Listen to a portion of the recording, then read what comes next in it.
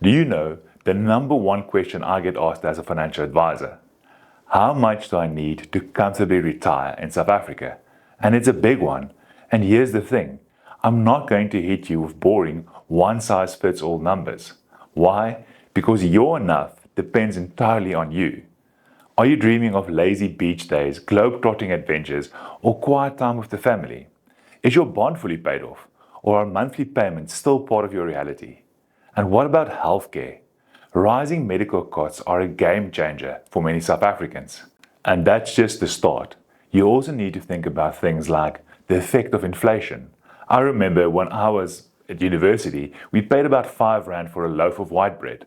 Now, less than 20 years later, that same loaf of white bread costs almost R20. Investment returns. Markets don't always play nice. Returns can be extremely unpredictable. And of course, taxes. Don't forget that your retirement income is taxed at your marginal rate. Here's the reality. According to the 2023 10X Investments Retirement Reality Report, only 6% of South Africans are on track to retire comfortably. The good news? In this video, I'll unpack these factors, simplify the process, and help you to calculate your own magic number for retirement.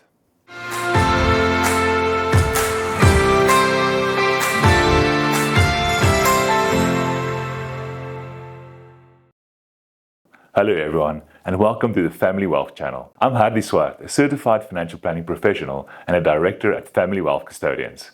Before we start, we have a dream to help over 1 million South Africans improve their financial futures through educational content like this, and you can help make this happen.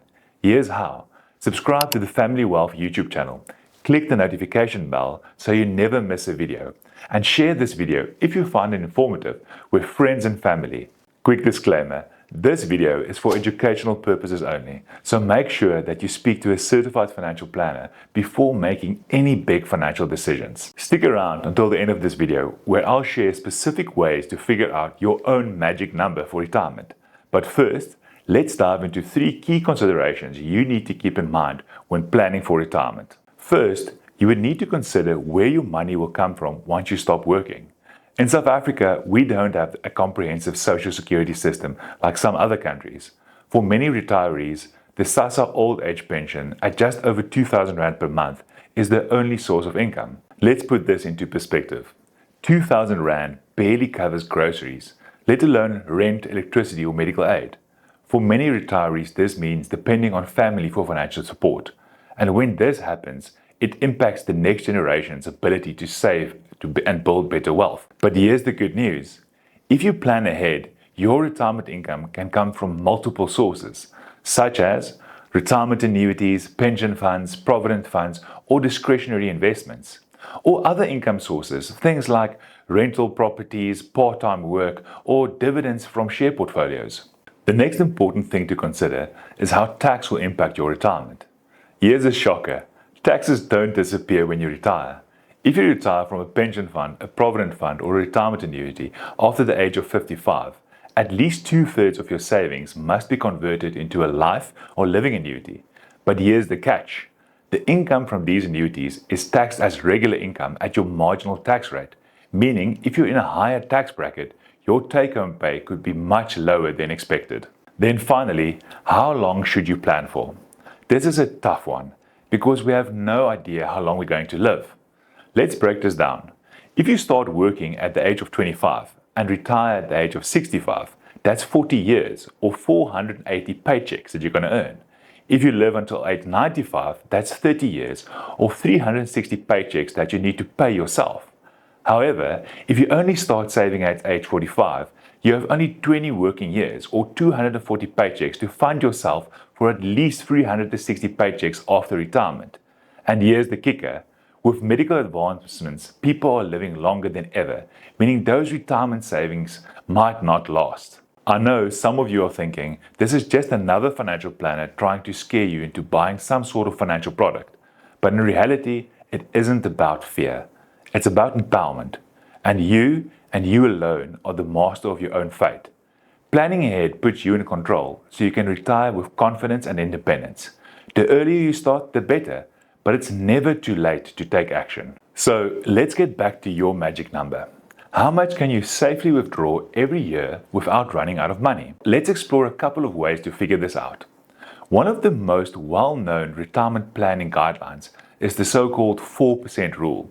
Developed by William Benjamin, a Californian financial planner in the 1990s, this rule suggests that if you withdraw 4% of your retirement savings in the first year and adjust that amount for inflation every year thereafter, and your portfolio is well diversified, meaning you've got a split of about 50% in bonds and 50% in equity, then theoretically your portfolio should last more than 30 years. If you use a water tank analogy, if you drain only a small amount of water from your tank while constantly filling it up with rainwater, which is investment growth, then you will never run out of money. Let's see how this works in real life by using Tabu as an example. Tabu is retiring at 65 with 2 million rand in savings. If we assume a 6% inflation rate, then the scenario would look as follows. In year 1, he withdraws 80,000 rand, which equates to about 4% of 2 million rand. In year 2, the amount he withdraws increases by 6% inflation, increasing to 84,800 rand. And then in year 3, he withdraws 89,888 rand, and so on. By year 30, Tabu is withdrawing 433,471 rands annually, more than 5 times what he started with. Now, let's flip this around. Instead of calculating how much you can withdraw, let's figure out how much you need to save. Back to Tabu. Imagine he was retiring today, earning 400,000 rand a year as a final salary. To maintain his current lifestyle, let's say he needs 90%. That's 360,000 rand per year in retirement income. Using the 4% rule, we can calculate how much he needs. The first step is to determine what his annual income need is. 90% of 400,000 rand is 360,000 rand. Step 2, we need to calculate the total savings needed. If 360,000 rand is 4% of his total savings, then 360,000 rand divided by 4% equals 9 million rand. The bottom line, according to the 4% rule, to retire comfortably with 360,000 rand a year, adjusted for inflation, Tabu would need 9 million rand in savings. Alright, now that we understand the 4% rule, let's talk about where it falls short, especially in a South African context. The first flaw is that life expectancy is increasing. The rule was designed for a 30-year retirement period, but today retirees can easily live 35 to 40 years, even longer. That means you might outlive your savings unless you plan accordingly. The second flaw, it doesn't take into account the sequence of returns risk. Markets don't move in a straight line. If your portfolio drops by, say, 16% in a bad year, and you still withdraw 4%, you're effectively down 20%. If you experience bad investment returns in the first few years of retirement, it can have a lasting impact on your savings. Even if markets recover after, your portfolio might not have enough left to bounce back. We've done a dedicated article on MoneyWeb explaining the sequence of returns risk and how it can impact your retirement outcomes. Check out the link in the description to find out more. The third flaw is that it doesn't take higher inflation rates in South Africa into account. South Africa's inflation is no joke, especially when it comes to medical expenses, which often exceeds 10% per year. Let's put this in perspective. If your medical inflation is at 10 or 12%, that means that approximately every 6 years, your medical expenses are going to double. Flaw 4. The 4% rule is based on US market data. It was tested on historical US stock market performance, which has generally outperformed global and South African markets. This means local retirees might not see the same success rates. Flaw 5. Retirees don't spend the same every year. In your 60s and 70s, you might enjoy travel and hobbies, spending more. But in your 80s and 90s, healthcare costs take over. The flat 4% rule doesn't account for these spending shifts. The 4% rule is a great starting point, but retirement planning is not a one-size-fits-all. The Association for Savings and Investment South Africa, ASISA, has provided guidance on safe withdrawal rates from investment-linked living annuities. They've created a table that illustrates how long your pension may last before it begins to decline significantly, depending on your withdrawal rate and investment returns. Let's break this down with an example. In this table, they use an inflation rate of 6%. So, if an investor achieves a return of 7.5% on their portfolio and withdraws only at a rate of 5%, then they can maintain a stable, inflation-adjusted income for about 19 years before their funds start rapidly declining. But if the same investor achieves a long-term return of 10% while still withdrawing the same 5%, their income could last for 33 years. On the other hand, if your withdrawal rate increases to 7.5% while their portfolio earns 10%, the funds would only last for 13 years before depleting rapidly. Now, let's apply the Caesar table to Thabu's situation. From the table, we can see that the only level with a very high probability of not ever running out of funds is at a withdrawal rate of 2.5%. Thabu requires 360,000 Rand per year to maintain his current lifestyle in retirement. To calculate how much he would need in savings, we can divide the 360,000 Rand by 2.5%, which equates to 14.4 million Rand. So if we apply the Caesar tables for a carefree retirement, Thabu would need approximately 14.4 million Rand to safely withdraw 360,000 Rand annually without basically ever depleting his funds. The relationship between retiring and how much you can withdraw each year boils down to these three critical factors. How long do you expect to be retired? This one's tricky because none of us know exactly how long we're going to live, but it's about planning for the unknown. How much are you comfortable with withdrawing annually? Striking the right balance is key. You want to enjoy your retirement, but you also want to ensure that you have enough savings. How much growth can you earn on your portfolio? This depends on the level of risk you're willing to take within your investments. As you begin envisioning your retirement, it's clear that your plan hinges on various factors. Some of them are in your control and some of them aren't. There was a study conducted by Fidelity Investments analyzing how expenses change during retirement.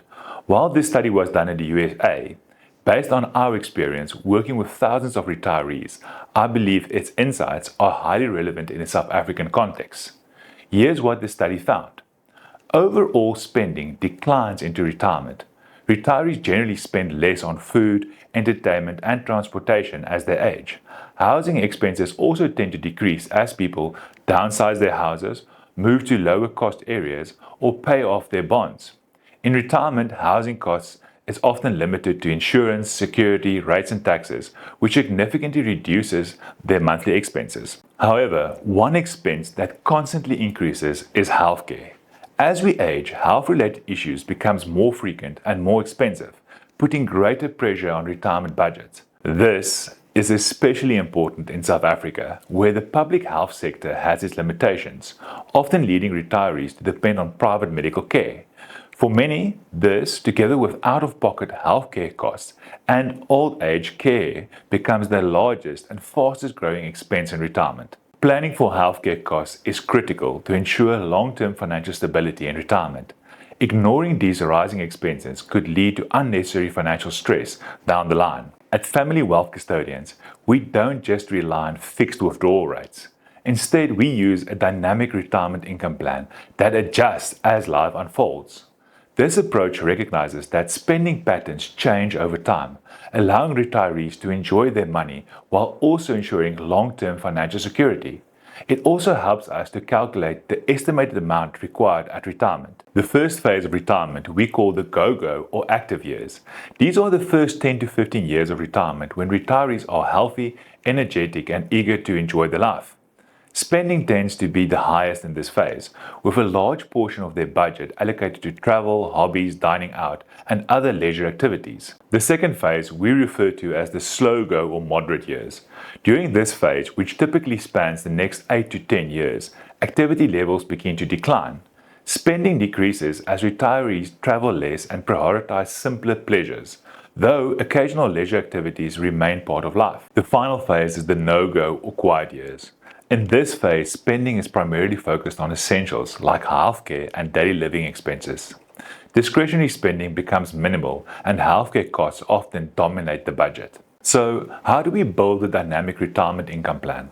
Our process is structured into 3 steps. In step 1, we prioritize medical expenses.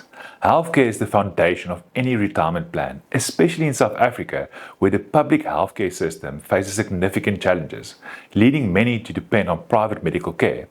Why does this matter? Medical aid premiums and healthcare costs tend to increase by 10 to 12% annually, far outpacing general inflation.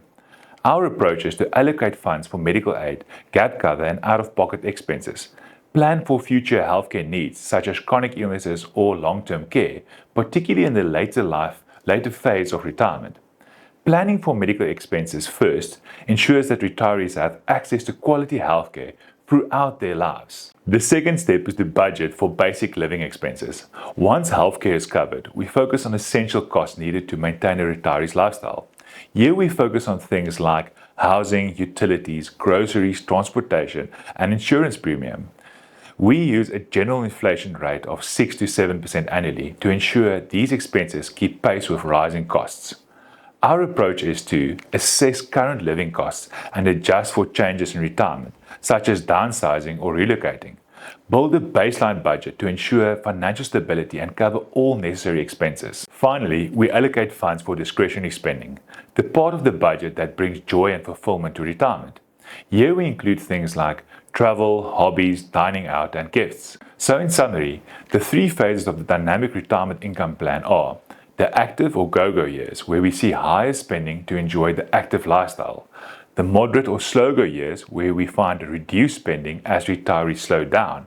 And the quiet or no-go years, with minimal discretionary spending with a focus on healthcare and essentials. This isn't the perfect science, but it provides a clear framework that can adapt as circumstances change. The benefits of a dynamic retirement income plan is that it aligns with the natural rhythm of retirement by adapting to changing priorities, promoting sustainable budgeting that balances essentials and discretionary spending, accounting for inflation to maintain purchasing power, and providing retirees with peace of mind that their savings will last throughout their lifetime. By starting with this plan and breaking it into actionable steps, we help retirees enjoy the vibrant years while safeguarding their financial security for the later times. Let's bring this to life with Talbot's example. He's 10 years away from retirement and wants to determine how much he would need in today's money to retire comfortably. His current monthly expenses are medical aid and gap cover sitting at about 4,000 Rand, out-of-pocket healthcare costs, which includes things like dentists and so forth, sitting at about 1,000 Rand, and then his basic living expenses, which includes utilities, groceries, transportation, and insurance, sitting at about 15,000 Rand a month. Then he also have lifestyle expenses such as travel, hobbies, and dining out, sitting at approximately 10,000 Rand, which gives us a total monthly expense of about 30,000 Rand. That means his total annual expenses are sitting about 360,000 Rand, which is the same as in our previous examples. Now, let's run the numbers using our retirement planning software. First, let's circle back to the assumptions we used in our calculation. Healthcare costs inflate at 10% annually. Basic living expenses and lifestyle expenses inflate at 6% annually. And for illustrative reasons, we are planning for a 30-year period post-retirement. And let's say that he currently has approximately 6 million Rand sitting in various investments and retirement savings. When we project these numbers into three different growth scenarios by using our financial planning software, we see the following. In a low growth scenario where we use a net long-term rate of return of 6%, he requires approximately 10.5 million Rand.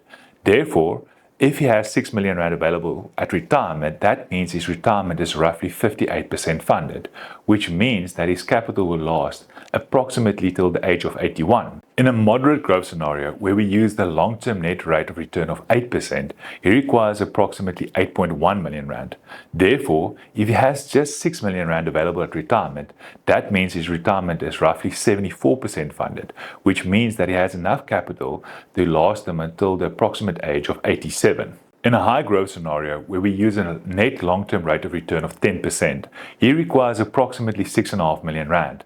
Therefore, if he has 6 million Rand available at retirement, this means his retirement is roughly 92% funded, which means that his funds could last him well into his 90s.